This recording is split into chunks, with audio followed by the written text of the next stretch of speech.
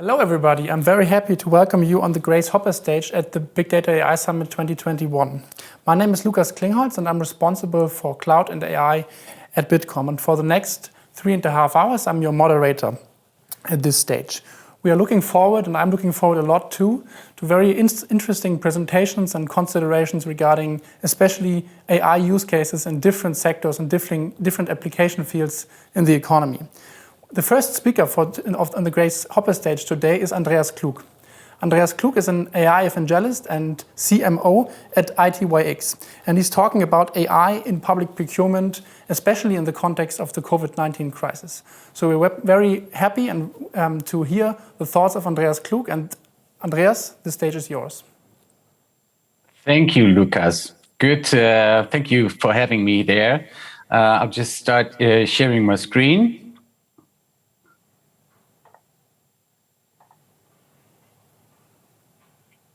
This should work fine, does it? Perfect, we can see your screen. Yeah, so thanks for the warm welcome. I'm delighted that so many of you are attending the Big-Data.AI Summit these days. And first, I'd like to say congrats to the team, Lucas, Nabil and you, for transferring the summit to a virtual conference. Very well done. Yes, I'm Andreas Klug, and I have the pleasure to share with you in the next 50 minutes the perspectives of AI and intelligent automation for the digitization of our economy in the post-COVID era, actually. But let me briefly introduce myself. I'm heading the AI working group in Bitkom since 5 years from now, closely working together with you, Lucas, and I'm co-founder and AI Evangelist at ITyX. Feel free to download these slides that you see from the agenda view, actually, from the conference. And if you may have any questions, don't hesitate to contact me via email or LinkedIn if you like to. With ITyX, just one sentence on that, what I'm doing every day. I've been working on intelligent automation of text-based processes with AI for almost 20 years now. We are processing more than 500 million emails and documents for our customers in more than 20 countries. And by the way, what you see here on the picture is a picture of the board members of the working group in Bitkom, of the working group Artificial Intelligence. Please join if you'd like to. Together with my colleagues from companies such as Deutsche Telekom, IBM, or SAP, we are committed to creating the political and economic framework to keep Europe competitive in terms of AI and big data. We are all united by the conviction or vision that human-machine collaboration will be crucial in this decade ahead to create jobs in companies and public administration that should be full of creativity and diversity. Because we do believe that digitizing our economy means more than simply electrifying the procedures that were valid yesterday. The COVID crisis, and I'm going to the point now, has overwhelmed public administration in recent months with a flood of application processes, financial support plans, short-term compensations for companies, as well as for freelancers. Yet the crisis has pointed out that there is a need for intelligent machine processing of documents and applications, not only in the public administration, but also in the companies themselves. Only a fraction of the financial aid, it says here in the newspaper pieces, in COVID support has actually been paid out. Companies and freelancers sometimes wait many months for the completion of their applications because submitted applications and certificates are captured and approved manually and by hand. Furthermore, the application procedures turned out to be an open door for fraud. Actually, it is estimated that tens of millions probably has been paid out to criminals in the course of the manual procedures. The Scientific Advisory Council of the Federal Ministry of Economics and Technology in Germany has now summarized the failures in a report. The title is Digitization in Germany, Lessons Learned from the Corona Crisis. It's a good 5-minute read, and I recommend this read, by the way. In addition, we are facing a wave of insolvencies in Germany and Europe. The insolvency of tour operator Thomas Cook, just to name one example, has meant that consumers have had to wait many months for their refunds. But also for companies nowadays, paperwork with their customers is inefficient and expensive. That's because instead of truly digitizing the processes and intelligently capturing them with artificial intelligence and machine learning, forms have often been put on the website. So customers had to fill their request into a form. But ultimately, this has only succeeded in electrifying the process, but not digitizing or nearly automating it. In many places, this background processing is still done manually. Every year, an estimated number of 40 billion service transactions are submitted in Germany alone. And from the company's point of view, this is expensive. Custom inquiries in insurance, for example, cost up to 15 to 20 euros each. Employees are overworked. There is no room for empathy or creativity at the customer touchpoint. And from customers' point of view, the service is simply annoying. It's long-lasting, it's complicated, and it's not very transparent. But now, in the post-COVID era, the failures of the past will be felt even more keenly. We are heading into an era of economic promotion and promotion plans. As I like to call it, the funding Republic of Germany, die Förderrepublik Deutschland. The government has approved an economic stimulus and future package worth 130 billion euro. Within the European Union, it's even more, it's 70 and 50 billion. 4.3 billion in Germany alone for the digitization of public administration. In addition, AI funding has been increased from 3 to 5 billion up to 2025 within the upcoming years. We are therefore faced with an important challenge. Processing in companies and public authorities is still done by people without contextual support from machines, which means we are manually checking the applications and documents to submit and type data into application systems with our keyboards. I personally know from institutes and administrations that were previously completing 300 funding applications per week and now quickly receive 2,000 of them.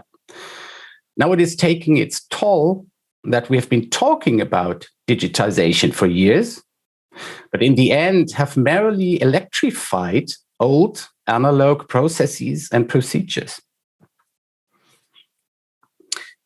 In doing so, we need to size the opportunities.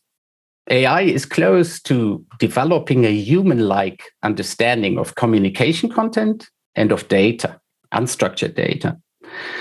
An intelligent automation with artificial intelligence can capture data precisely in the right context.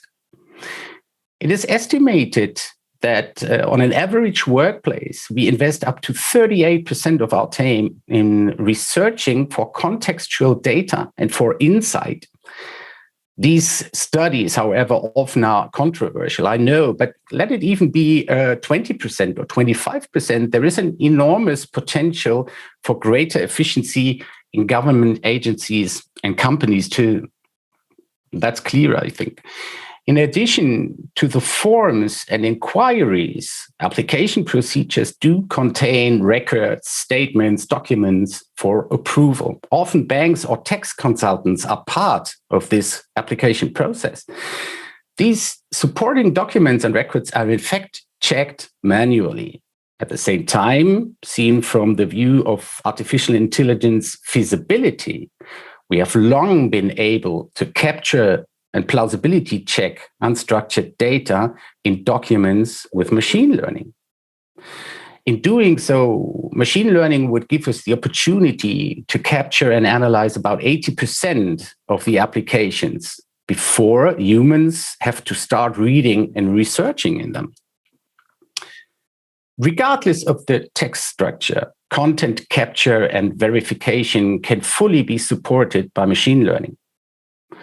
already some companies are demonstrating the potential for intelligent data extraction and contextual content capture. Machine learning is the core discipline of artificial intelligence, my personal point of view. And we have long been able to recognize and intelligently match relevant content data regardless of traditional keyword hopping or keyword stopping and searching or rules or the data position in a document.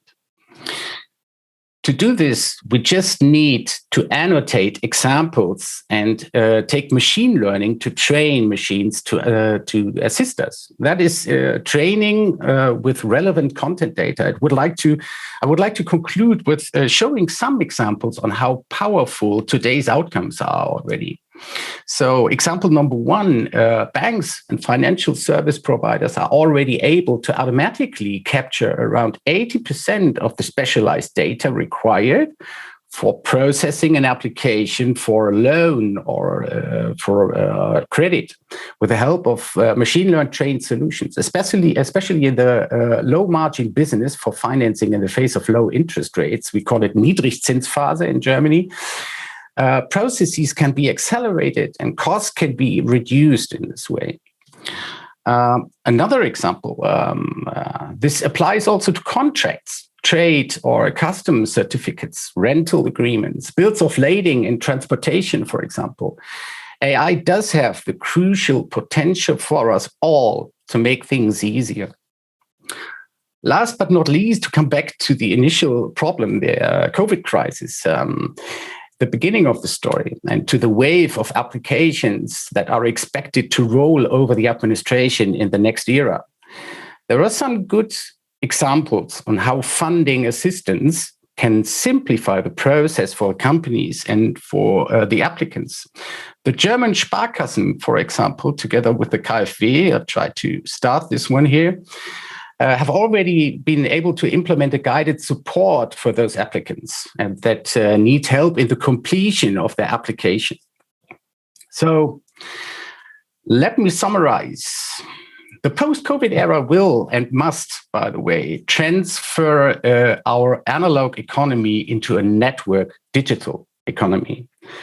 Intelligent machines will play a role in this, a core role. We can train them to perform routine tasks and plausibility checks automatically. This will speed up procedures. This will be more transparent and comfortable for us all to work with, public administration, companies, and consumers.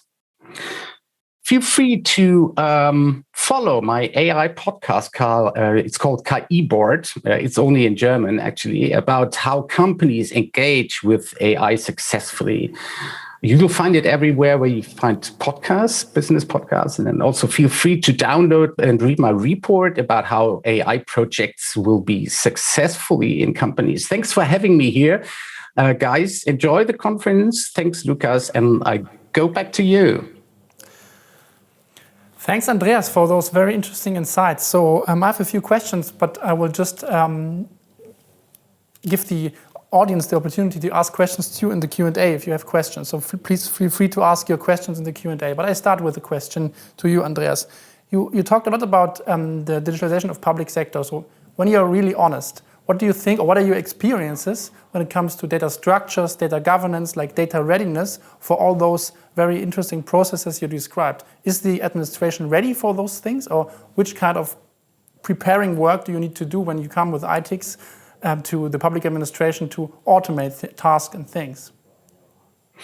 Well, as we all know, the first step in changing or transferring our ideas into a future vision is happening in our brains and in our aim to for a culture for digitization and automation. Yesterday, there was a press release that the transfer of our public administration into a digitized one will take some 3 more was 3 years more than we actually expected to. So we are back in the plan. So it is maybe one of the biggest challenge we are facing within the next years to make sure that we help through human-machine collaboration. We help to make things easier for, especially on the workplaces or workstations of the people working in the companies. Because today we are losing so many parts of our efficiency in searching and manually researching insights. And this should be one of the core areas where we should use artificial intelligence to make things better. But it will take some years, and I'm personally absolutely sure that we are just at the beginning of it. Thanks for the insights. And I have another question regarding differences between, for example, public sector use cases or public sector projects you have managed in the past with ITyX and private sector projects in different sectors, for example, the banking industry or the insurance industry. What are your experiences? Are there differences, or which are the similarities between those use cases or those projects within those different application fields? Yeah, as you know, we know from our AI research together with Bitkom, the industries have a very different level in maturity when we talk about AI and machine learning and intelligent automation. So just to give you an example, insurance industries, for example, the insurance industry says from itself or feels from itself that it's very much ahead in the automation. But actually, what they do is they have a pretty much electrified input management processes. So when they capture information and insights from their correspondence, from their documents, but actually the big step towards a shadow processing. So a completely automatically machine-driven processing of data from a communication level into a data level in the company. This is a point where all industries and all companies are struggling. We know from the technical perspective that it's that we are easily able to extract around 95 to 97, 98% of unstructured data correctly. But at the end, most of the companies I know, even from the banking and insurance part, they are among 65 maybe or 70. So we are a bit far away from really talking about automation or shadow processing. But yeah, it's still a way to go. And we're at the beginning, as we all know. And AI is something that makes really fun. It's a great perspective of everything we have to do within this decade. Thanks, Andreas. And during your considerations, you just touched the last question I was just wanting to address to you, but I think it still makes sense to ask it to you when it comes to the outlook. For example, the next decade, like the 2020s of the 21st century. What do you think? How is maturity developing in different sectors? What will the AI landscape or the use case maturity landscape will look like in 10 years from now on? Well, the COVID crisis may not be the source, but it's definitely one of the points that will help us speed up the use of artificial intelligence, both in companies as well as in the economy. So I pretty much think that we will go a huge steps until 2025 in adapting artificial intelligence.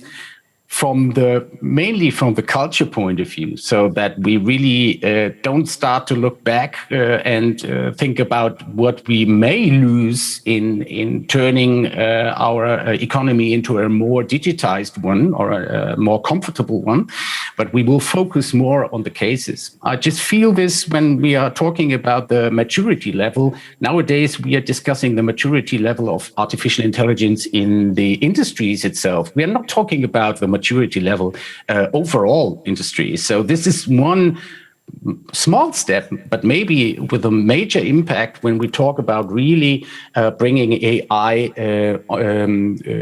into consideration of the companies and bringing AI into practical use for a better work, for a better human-machine collaboration in the company. So I'm pretty optimistic that in the second half of this decade, it will be nearly mainstream to not only have data analysts in the company, but also to have the right mood and the right culture to open the company, the procedures, the processes, and the consumer touch points to a new level of intelligent automation. I'm pretty optimistic. Thanks a lot, Andreas, for those very interesting insights of your work and your experiences in several use cases. Thanks a lot. See you soon. Thanks for having me, Lucas.